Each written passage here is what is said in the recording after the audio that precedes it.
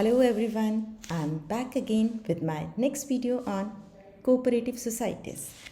In the previous video, we discussed the meaning, features, merits and demerits of cooperative societies. Now, in this video, my topic of discussion is types of cooperative societies. Before starting with types of cooperative societies, let us discuss the learning outcomes. After going through this topic, students will be able to understand the various types of cooperative societies and their mode of operation. Now, let's get started with types of cooperative societies. There are various types of cooperative societies on the basis of nature of activities performed by them.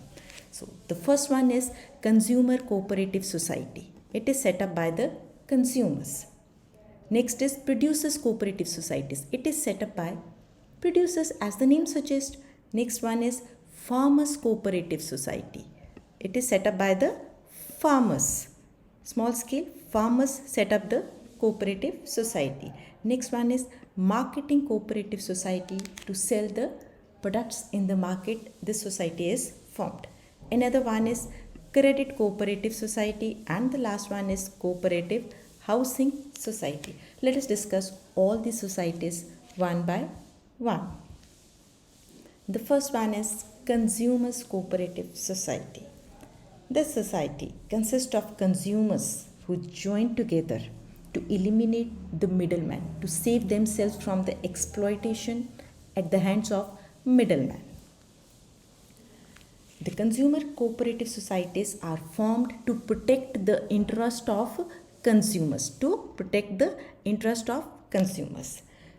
This society purchases goods in large quantity directly from the wholesalers and sell those goods to the members at reasonable prices, thereby eliminating the middlemen. Retailers, they are eliminated. They buy the goods directly from the wholesalers or from the producers, and the profit margin of middlemen is reduced. Profits, if any, are distributed on the basis of either the capital contribution made by each member to the society or purchases made by the individual members. So ultimately, the main objectives of forming consumer cooperative societies are to ensure regular supply of essential commodities, to supply goods at a reasonable price by eliminating the profit margin of middlemen. Further, to ensure that goods and services, they are of good quality. Now, the next cooperative society is producers cooperative society. These societies are set up to protect the interest of small producers who individually find it very difficult to obtain the inputs, raw material, machinery and latest technology or other equipments to manufacture the goods.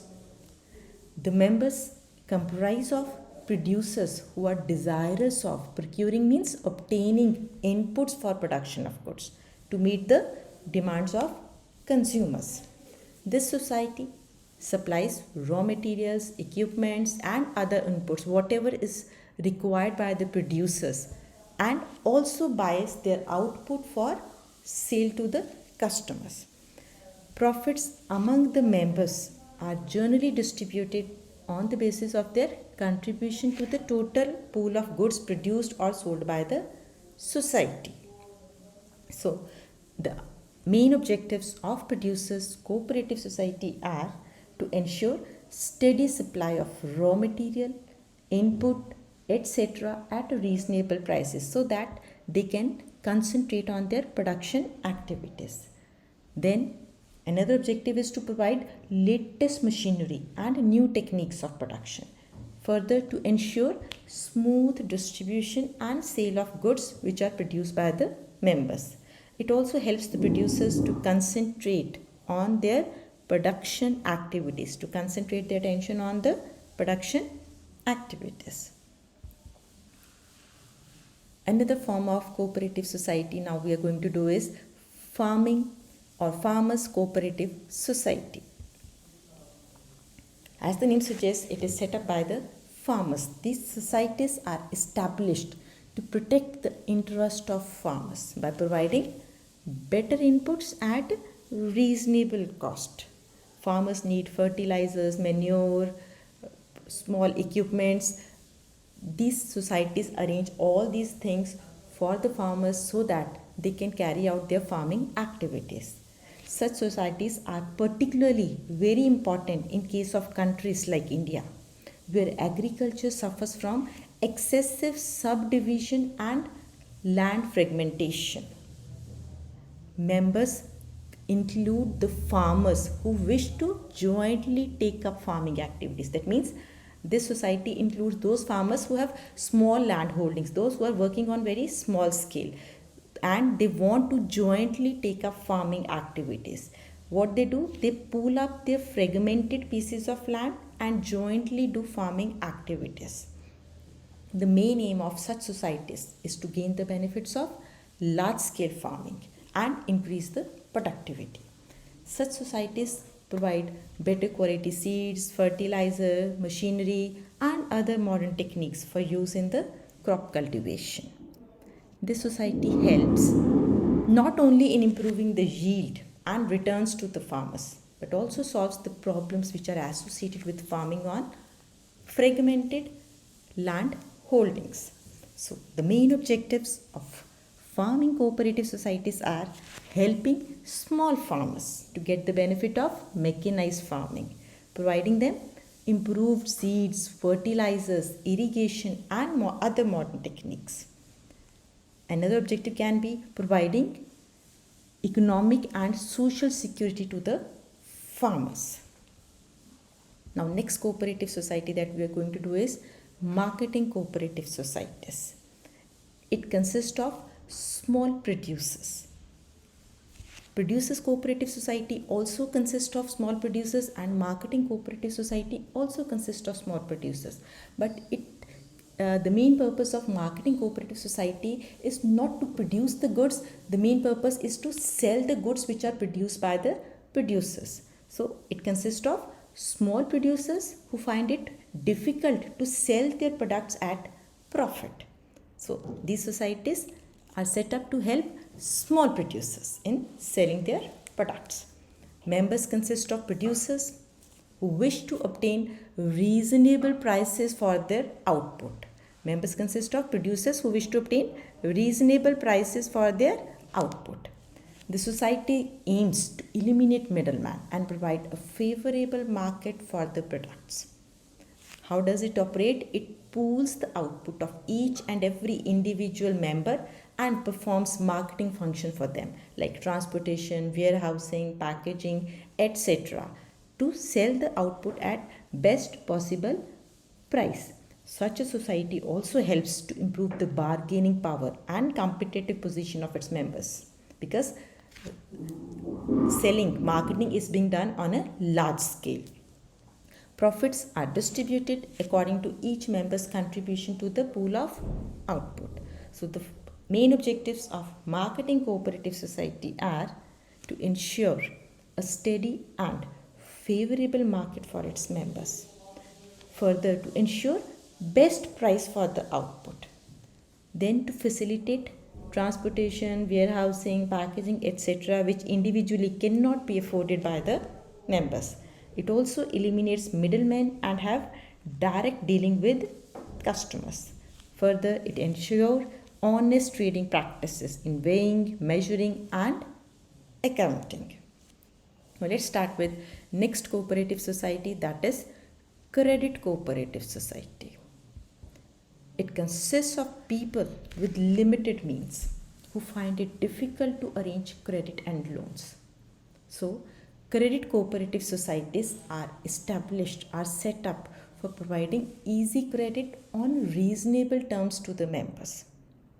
The members include persons who seek financial help in the form of loans, who are in need of money. So, these societies provide financial assistance to its members.